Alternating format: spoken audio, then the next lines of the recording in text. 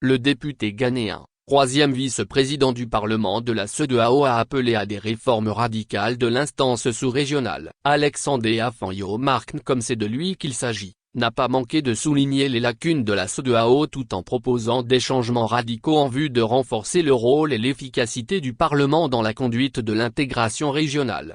Élu dans la circonscription électorale des Futu au Ghana, Alexandre Afanyo Mark est le chef de la majorité parlementaire dans son pays, le Ghana. Selon lui, l'instance sous-régionale a longtemps été considérée comme un organe essentiellement consultatif. C'est pourquoi il plaide en faveur d'un rôle parlementaire plus puissant et plus influent au sein du bloc régional. Les élus ghanéens relèvent que le Parlement n'a pas été créé simplement comme un organe de la CEDEAO pour jouer un simple rôle consultatif, une chambre délibérante sans pouvoir, et a soutenu qu'un Parlement plus solide accélérera la réalisation des objectifs de la CEDEAO et servira de lien vital entre l'organisation et les citoyens qu'il représente.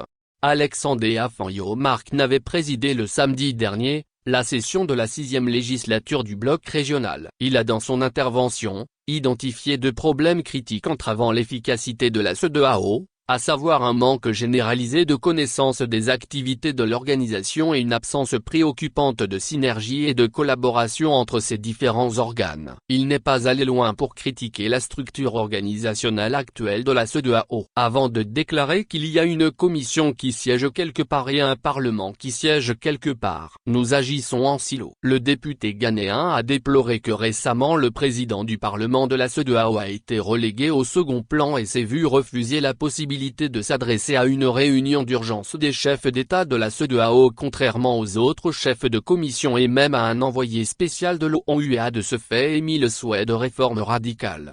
En termes